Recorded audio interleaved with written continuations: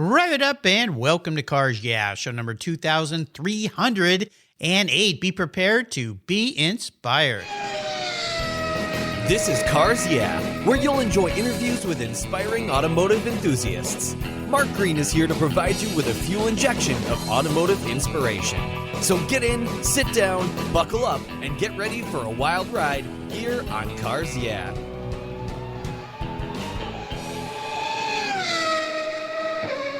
Hello, inspiring automotive enthusiasts, and welcome to Cars Yeah. Today I'm in sunny Miami, Florida, with a very special guest by the name of Jurgis Plikaitis. Jurgis, welcome to Cars Yeah. Do you have it in gear, and are you ready to release the clutch?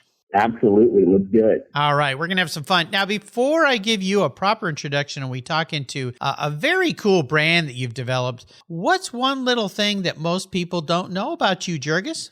Well, honestly, what people don't know is that I'm an avid traveler. I love to explore and to just to have new experiences in my life. It's one of the things that really brings me joy. I love to travel abroad, and in the United States, I just want to explore everything that I possibly can. You know, there's so many things to see in the world, and nowadays we go online and we can see things that we never even dreamt of existing. And the challenge I have is I see all these things and then I want to go see them all. And there's not enough time nor money to just fly everywhere and go see all this stuff. But yeah, there's a massive world out there, and sometimes it's just in our backyard and we don't even know it.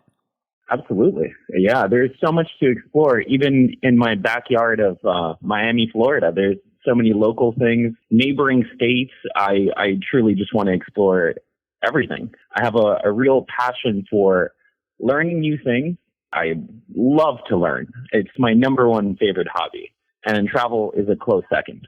Well, cool. And you can certainly learn a lot when you travel. My wife and I got to go to India for the first time this past Christmas and New Year's. Our son got married there. Wow. Yeah, we were there for 18 days, got to meet this new extended family of ours and see things and explore things in a culture and a city. We're in Mumbai that I can't even really describe it. You have to just go there to experience it. But it was quite wonderful. But the great thing I found, and I have to ask you this too, because here on Cars Yeah, one of the things I say is it is Cars Yeah, but it really should be People Yeah, because it's all about the people. I've learned that nowhere, and I've been able to travel all over the world a lot, Europe a lot, a little bit of Asia. I haven't been to South America yet. I'd love to go down there. Is that people are kind of all the same everywhere. They just want all the same things, despite the divisiveness that we see in world politics and on social media and the media and so forth. I think we're all kind of the same. Would you agree? Yes, I would. I think that we all share a certain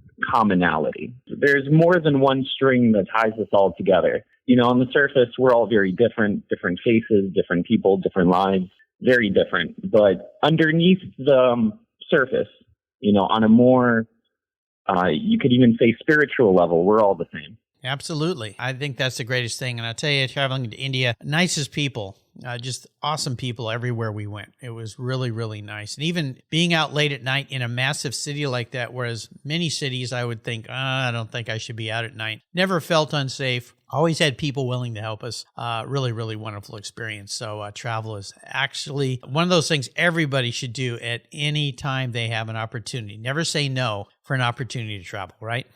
Yeah. How does that saying go? Travel is the enemy of bigotry and prejudice. Yes, yeah, I agree. Yeah, once you learn about people, exactly, you realize, oh, they really just want the things that I want. Safety, a family, some food to eat, a house to live in, and a way to make a living and do something that I'm passionate about. And that's what we're going to talk about today, because you're a guy who is a serial entrepreneur who's very passionate about what he's doing. So let me give you an introduction. Jurgis Plikaitis is the founder of EpicVin, a leading provider of vehicle history reports based on their own blockchain technology. He's a seasoned expert in online U.S. vehicle auctions and a pioneer in the development of innovative vehicle data tools. With a track record of success as a serial entrepreneur, Jurgis has built multiple companies at the forefront of the automotive industry. His unparalleled experience and passion for revolutionizing the way people buy and sell vehicles have earned him the reputation as a thought leader and trusted advisor in the field. We'll be back in just a moment, but first a word from our sponsors, so give them a little bit of love, and we'll be right back.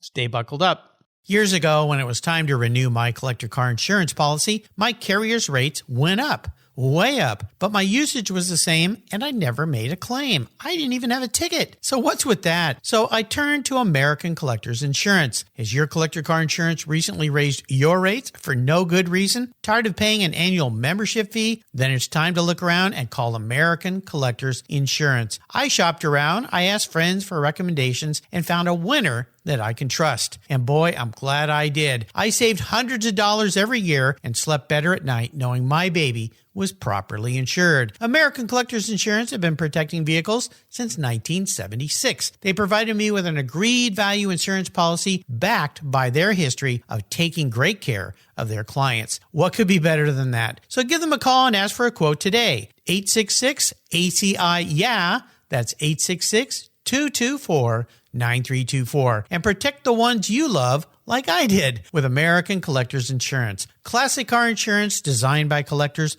for collectors.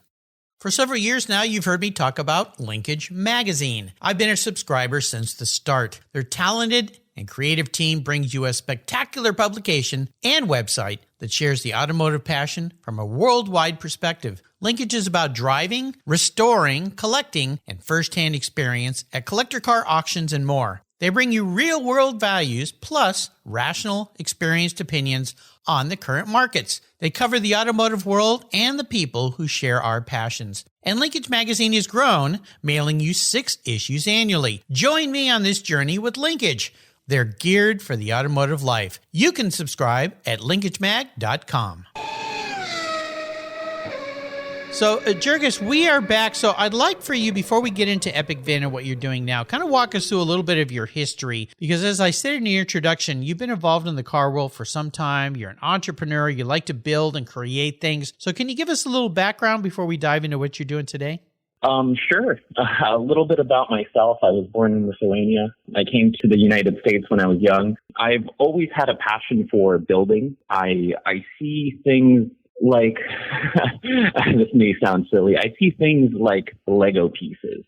Everything that I look at, it's like I just imagine what I can build. And I've always been passionate about the automotive industry and about cars. I love cars.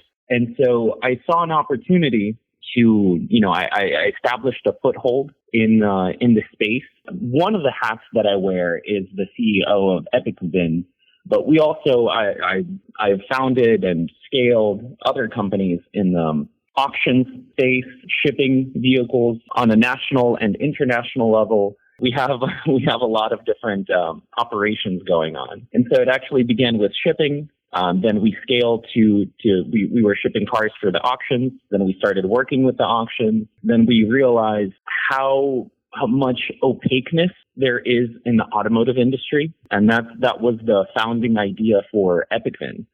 So we are on a mission to provide transparency to vehicles and to vehicle history and to the entire automotive space in general. Well, it's necessary, and as we've seen things escalate, especially since 2020 with the COVID catastrophe. However, it opened a lot of worlds and doors, and now what used to be thought of as kind of odd way to buy cars is the norm, a la buying cars from people and places that you've never seen before, just based on pictures. But, you remember we have this thing called Carfax, but I'm not so sure, and I even know from some of my vehicles that have incorrect Carfax going, how did this get on here? I've had the car since new, or I've had this car for 14 years. I know the entire history, and something isn't quite right. So can you tell us what EpicVin is, what it does, why it's so valuable? And I've been able to play on your site a little bit, so I've got a little bit of experience, but for people that maybe haven't heard of you yet, describe what it's all about. Sure. EpicVin is all about providing transparency to the automotive space, and we do that in several different ways. So one of the things that we do is we provide vehicle history reports. But on top of that, we also provide tools to automotive dealers, and we provide a car portal for end users to essentially, be able to find great deals on used vehicles. So on the reports front, there's a lot of depth in this space, in the sense of you can piece together the history of a car, but the problem is all of that information is segmented. right? For example, automotive repair shops have repair history, but they're reluctant to give it up. Dealers have a piece of that history. Police departments have a piece of this data. OEMs have a piece of the data. There's government databases like Envitas that have a piece of the data. There's banks that have a piece of the data. And so data is very segmented. A lot of the times what can happen is, like you mentioned, the history can appear out of nowhere, or something that could, something could be misreported, or there's a lot of funny business that can potentially happen with vehicle history reports. And we're on a mission to clear all that up. And so one of the plays that we have is using blockchain to provide transparency and to tie different information providers together by incentivizing them to provide that information to the chain.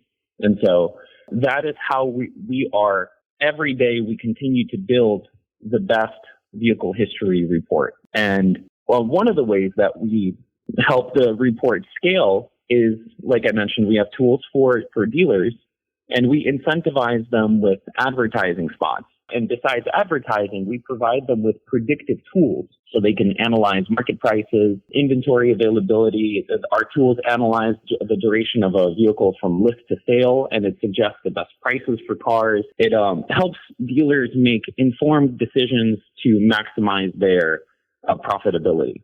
Going further, for the end user, we also have a car portal where we provide a very user-friendly and intuitive way to browse through used cars.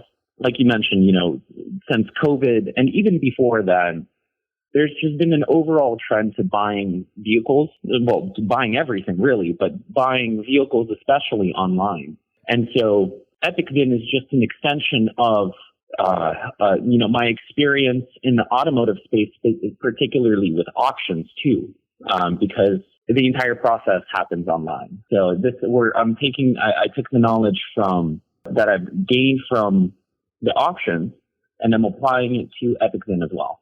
Now, do the aggregation that happens with material or information that goes in to your site about a car, is it coming from all these different sources? And if so, how do you validate that or make sure that it's accurate? That's one of the things that I've heard about, let's say Carfax, is that if something's not right, it's very difficult to get it changed. And there's nefarious people out there too who say, I don't want you to know my car was in an accident, so I want to have that taken off. Well, it wasn't an accident. Now, you could describe if it was major or minor, if a little bumper cover had to be replaced or if the whole front of the car had to be replaced. But how do you secure the information is as accurate as it can possibly be? Because that's the key when we go to buy a car, at least for most of us that are car people, or maybe I should say people that are real enthusiasts. Some people really don't care, which always makes me shake my head. But how do you secure that information is accurate? Well, we do that by getting information from various sources. Right. Whenever possible, we automatically try to validate the data because we have multiple sources. So we pull information from Envitas, and there's all different kinds of different data partnerships that we have with other companies and with other entities, essentially. And we do our best to validate the data, and that helps provide the additional transparency. We'll tell you how confident we are about, a particular vehicle's history. So what we're doing is ultimately giving you the tools to make the most informed decision that you can make with what is available. I played a little game on your site and I ran a car I have. And one of the things that popped up that made me scratch my head was it said 2 owners. And I went, well, I've owned this car since new. How could there have been 2 owners? And I was talking to my wife about it, and she's way smarter than me. She said, well, my name's on the title too. So there's 2 of us. So they're pretty accurate. I'm like, oh, okay. There you go. Yeah. Kind of an interesting thing. And everything else, at least on my car, I found was accurate, which was great. And because I've owned my car since new, I know everything about it. And the only thing that was off a bit was the odometer. But again, that was because it was reporting the last time I had it in for service. So I went, oh, okay. And it was accurate down to the mileage, actually, 65,150 miles. So I went, very cool. So, and I love this whole idea because, again, the idea of buying a vehicle and knowing what you're getting is really important to many people, at least the people listening to this show. Absolutely. And, what you mentioned is the little piece about the odometer, right? So we capture the information when it's reported, but there is, right now, at least, there is no direct live link to cars, especially, to the older vehicles. Right. However, it's very exciting to see the space change, because nowadays, cars are basically computers on wheels. I heard a statistic that, what is it now? Like a modern car has more than 1 million lines of code. Oh, yeah. That's pretty crazy. It's nuts. So there's a lot of work going on with digital twins. And this is one of the reasons why EpicVin is utilizing blockchain technologies, because we want to participate in that information exchange, and we need to have a transparent and easily auditable system in order to facilitate that. And so it's very exciting to see this stuff, because very soon, nowadays, like Teslas and modern cars can be updated online. And if they can be updated online, their information could also be uploaded online as well. Sure. So I see in the future, maybe not right now, but in the future, getting a vehicle's history will be like the most up-to-date, live, know exactly what happened, when it happened, how it happened, history in the future. Yeah, my nephew works for Tesla, and many of the repairs they do, he said, are just over the phone, updating data, uploading data, fixing things. It's pretty cool. Pretty interesting times for living in. I like to ask about what I call our driving inspirations, perhaps a mentor or a person or an influential experience in your life that's really helped mold you. Is there somebody like that you could share with us? Yes. There definitely is. I will say it's my dad. Mm-hmm. My dad really shaped me as an entrepreneur. He was an entrepreneur before it was cool. He's worn many hats, and growing up, I've seen him wear many hats. He was always a real hustler in the best sense of the word, hustler. Mm-hmm. He really taught me everything that I knew, that I know now. He taught me the huge importance of hard work. Especially when you're starting something new at first, that's the most difficult that thing will ever be. Yes. And that was one of the most important lessons that I learned from him, because it's always the hardest in the beginning. So if you could get past that first point, everything else is going to be easier. Yeah. And I found that to be exceedingly true in all of my ventures, and both in my career and in my personal life. It's always hardest in the beginning, and things get easier over time. You get used to things. Your work works on you more than you work on it, and eventually, that I would say that was one of the most important things that my dad taught me. And also, to stay curious, to keep an open mind, to not reject ideas outright, but to let everything have a voice. Even bad ideas can spark a good idea. Like let's say you make a mistake, and that could be the birth of something beautiful, like an idea for a business that you later scale. Well, that's where donut holes came from, is somebody was making donuts and went, what am I do with all that leftover dough? Hey, I got an idea. We could make I got an idea. Well, it's a nice segue into my next question, and that's challenges. And I like to talk a bit about a huge challenge you faced. Now, you're a guy who, learned from an entrepreneur, a father who took all those chances. You've done that in your career. Is there one experience that stands out for you that was really, really a challenge at the time, but looking back, you went, yeah, that did spur something good, even if it was a life lesson to not do what I did again. Don't touch the flame. Is there something like that you could share with us? Oh, man. As these things do. Yeah. Honestly, it's just nonstop challenges. Pick one when you're doing every what you're day, doing. Some more painful than others for sure. But kind of going back on what I said about things are always hardest and the most difficult in the beginning. The biggest challenge that I faced with EpicVin was in the very beginning, just getting started, getting your foot in the door with collecting data. And so it was difficult to form relationships in the beginning to acquire quality data. because it's one of those challenges of scale. Like, the bigger you are, the more trust, another entity will have in you to give you their data. Sure. And so that was, it was difficult. It took a lot of hustle in the beginning to form relationships and partnerships with different data providers. It took time and effort to build relationships with dealers and with different, like, there was lots and lots of trips, lots of handshaking, and lots of time waste. But it was all for, in the end, it all worked out. Yeah, I can't even imagine. Yeah, exactly. And a lot of people these days, of course, because of so many things happening, especially, let's say, in the scam world, is people are very reluctant to share anything. Rightfully so in many ways, because you just don't quite know what is going to happen with this information. And we're dealing with a sensitive area here too, because people are becoming more and more concerned about their privacy. And as we think about, well, wait, what are you gleaning from me and my vehicle that might come back and bother me in the future, or hurt me in the future, or create a problem for me when I go to sell this vehicle, or even when I'm going to buy a different vehicle. So yeah, I would imagine the handshaking went a long way. When you think about EpicVin going forward, and we don't want to go too far in the future, but let's just say in the next 2-3 years, where do you see it going? Well, I see us continuing to provide value to the automotive space. And we have some ideas and different ways that we can continue to grow and to evolve with as vehicles evolve. I see the possibility of all information providers being tied together with some sort of a transparent technology like blockchain and incentivized with the native currency of that blockchain. And that includes OEMs and all dealers and all service stations.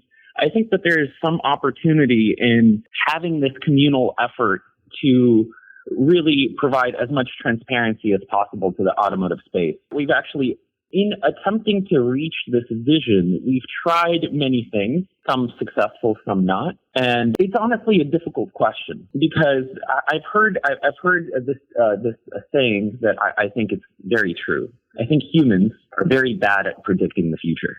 No kidding. Especially in the last 3 years. Maybe this is a little off topic, but with, for example, artificial intelligence. Everybody had theories, it's going to take away low-paying jobs.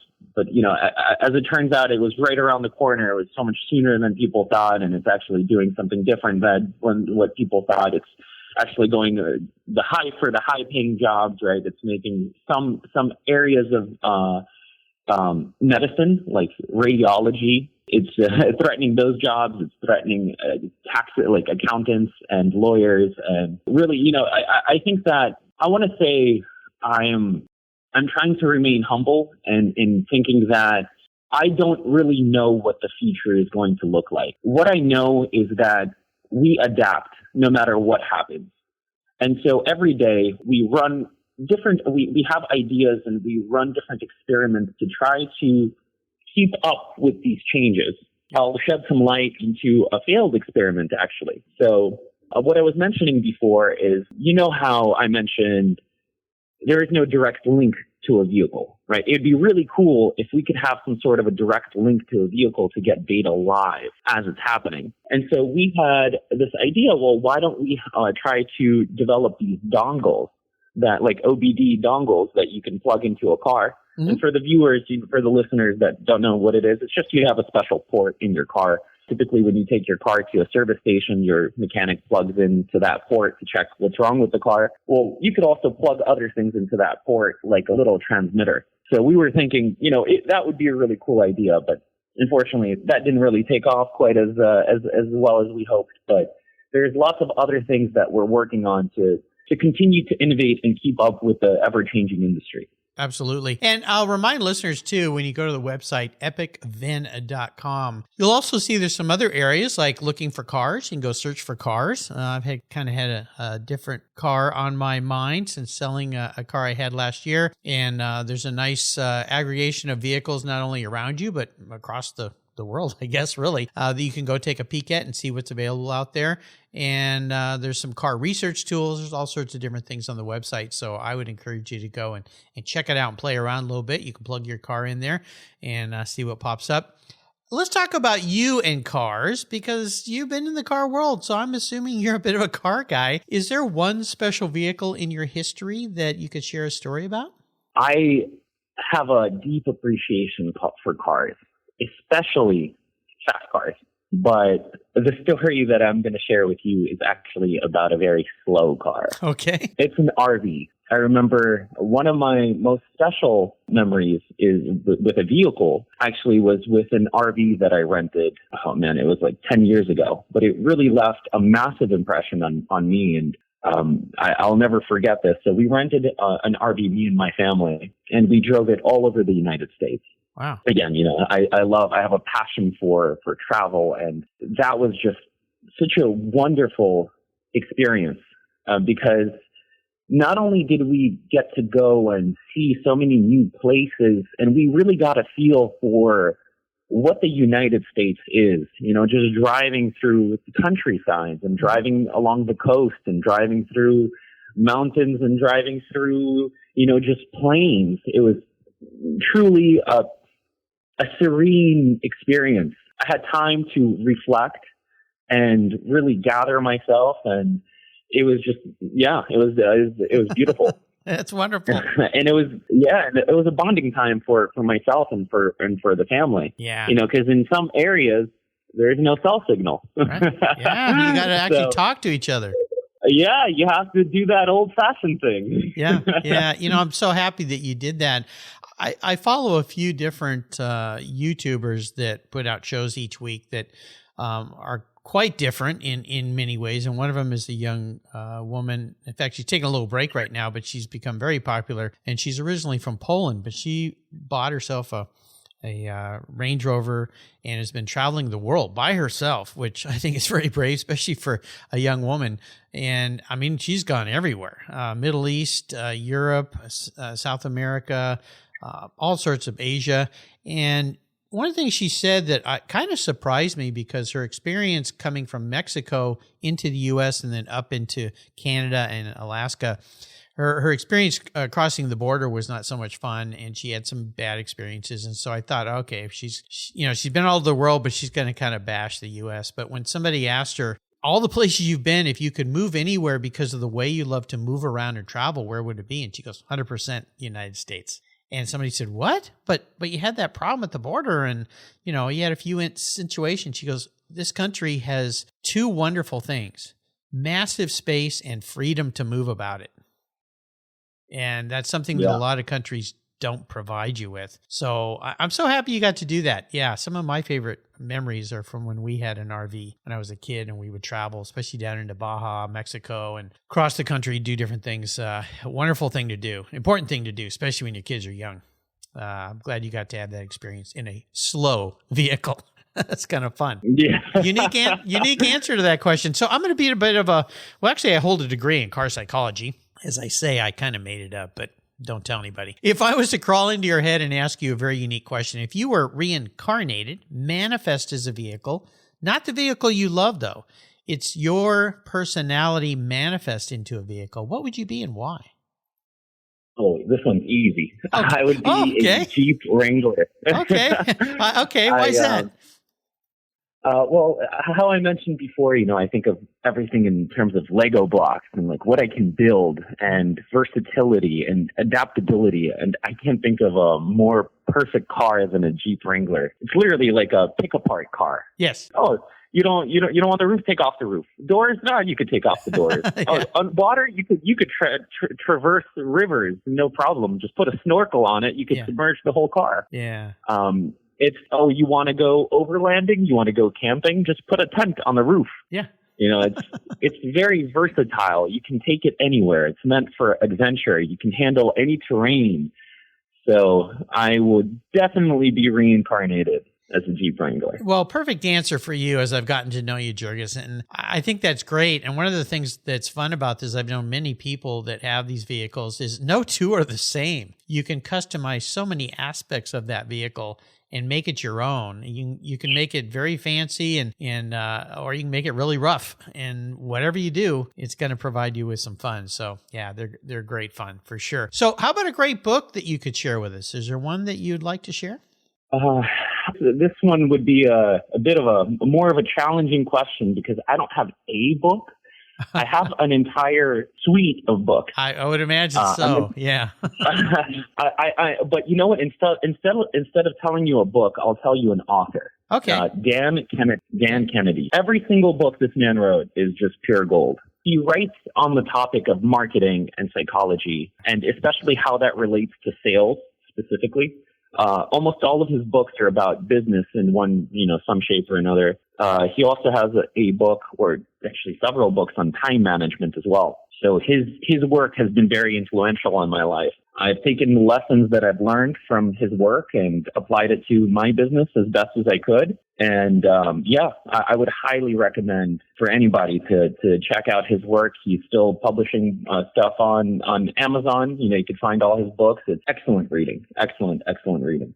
Is he the one that did the No BS series? Yes. That's him. Same guy. The No BS. All of it. I have a whole collection of his books. I can't say a single bad thing about them. I think one of the newer ones is titled Magnetic Marketing. Magnetic Marketing. Yeah, that's right. Yeah. You know what? Actually, I haven't gotten to Magnetic Marketing, but I read all of his other stuff, especially for grassroots marketing. I even took his the No BS guide to time management. Very interesting stuff. I've had one of the things that I've had to learn as an entrepreneur is how to delegate, right? Yeah. I always ask my question, like whenever I have something that needs to be done, the first question is, do I have to do it? Well, actually, no, that's not true. Does it need to be done? That's the first question. If it doesn't need to be done, I put it away. The second question is, do I need to do it? And if I can delegate it, do I trust that the person who I'm delegating it to can do a good enough job? And that's one of the things that his book actually helped me with. It's with that delegation aspect, because I know that I can do it better, but that doesn't scale. Right. I can do anything, but I can't do everything. Right. And that's been a difficult thing for me to accept as an entrepreneur, because I do like to do things myself. Mm-hmm. I take a certain pride and pleasure in doing things myself. And so delegating is, I would delegate work, but this work, like his book, actually helped me get better at it. Yeah, those were hard lessons for me to learn throughout my career. And what I've learned from that now, when you look at somebody, let's look at a powerhouse, let's pick somebody in the automotive sector too, Elon Musk. You say, how can that guy have 5 businesses? I mean, he has the same hours in the day I have. How come I can't get everything done and he gets all that done? Well, he's learned that secret. You have to delegate. You absolutely have. Yeah, you cannot do it all yourself. And those who are super successful have figured that out. They hire the best they can afford. They tell them what they want to do, but then they let them do their jobs and they move forward. And that's how you scale. So that was a hard lesson for me to learn as well. But Dan Kennedy's series are great to help all of you listeners out there that are struggling with that. And I've seen that with so many people, even friends of mine, that build businesses. And one of the biggest ones would be somebody who's, let's say, into car restoration. They're really good at it. And they finally open their own business. But they can't get out of their own way to let people do the work, because they forget that there's the business part of running a business as well. And even if you don't like bookkeeping, or if you don't like marketing, or you don't know how to do those things, hire really good people and just let them do it, and focus on what you love to do, but also what you're really good at. So yeah, great series by Dan Kennedy. Thanks for bringing him up. I kind of forgot about that, but he's been around for quite a while. He's a legend. Yeah, he really is. So the Ultimate Drive, I'm going to enable you to go on the Ultimate Drive. I'm going to buy you any vehicle in the world. You can take it anywhere you'd like, and you can take anybody with you, even somebody who's no longer with us, which opens up a world of opportunities for interesting co-pilots. What does the Ultimate Drive look like for you if money is no object? That's easy. As the CEO of EpicVin, I'm constantly thinking about the future and how to improve our services for our customers. And if I could go on an Ultimate Drive, I would want it to be with Elon Musk and one of his Tesla Model S, the Plaid version. Yeah, I mean, this man is really revolutionizing not just one industry, but several industries. I love how he thinks of his car company, actually not as a car company, always talks about it as an energy company. So I just find his ideas to be, say what you want about him, but he's very brilliant and very inspirational as well. I think he has. I also don't know how he manages his time. I guess he is a master delegator, and that's another thing that reminds me that the importance of first finding really good people and then letting them do their job, just delegating everything to them. Yeah, he's amazing, and it's unfortunate, but it's understandable. Some people are out, don't like him for whatever reason. Maybe they think he has a certain political viewpoint or whatever it might be, but I'm just in awe of that guy. I just look at what he's built and the fact that many people would have sold, a brand for the millions and go sit on a beach and I'm done. But he went, nope, I'm going to throw it all back on the table and risk it and build even more. And he just keeps going and going. There's a drive, there's a fire in a person like that I don't see how even if you don't like the person for some reason, personality, whatever it might be, he gets stuff done. And I just, he has the same hours in the day I have. He's doing a lot more stuff. So he's figured it out for sure. That would be a fun ride. So you've taken us on an interesting ride today, and I can't thank you enough for spending some time with us today and sharing what you're doing there at EpicVin. I think it's really, really cool. I want to do a quick shout out to your colleague there, Alice Coleman, who put us together. Alice, doing a great job. Thank you very much. Before I let you go today, though, Jurgis, could you share maybe some words of inspiration or wisdom with us? Never stop learning. Yeah. That would be my parting wisdom. Never stop learning, never stop growing. No matter how old you get, it's incredibly important to keep an open mind and to constantly push yourself outside of your comfort zone. It sucks. It's painful. It's uncomfortable, but it must be done in order to survive in this world that is continuing to change faster by the day. I was having lunch with a very old dear friend of mine. Gosh, I've known the guy for over 40 years. And we were sitting going, 40 years? How could we have known each other that long? Are we really that old? And he had recently retired, and I was talking to him about what that was like, because he's one of these guys that has just worked since he was a kid. And he said, it's a little bit weird being able to go to Home Depot in the middle of the morning and not have, somebody call me and ask me work-related stuff. He goes, I don't have that anymore. But one of the things he mentioned after he got through the initial first 6 months and kind of started to feel like, where's my value? He's run businesses, he's worked in companies. And then he said, I realized that I can keep learning stuff. And there's this thing called the internet where I can go and learn whatever I want. And he said, that's how he's rejuvenated himself post-career, if you will, and made himself, his life feel like it's worth getting up every morning. There's something to do because there's something new to learn, and things that he didn't have time to do before because he was raising a family and had a business and, had a mortgage to pay and bills and all this stuff. And now he's free.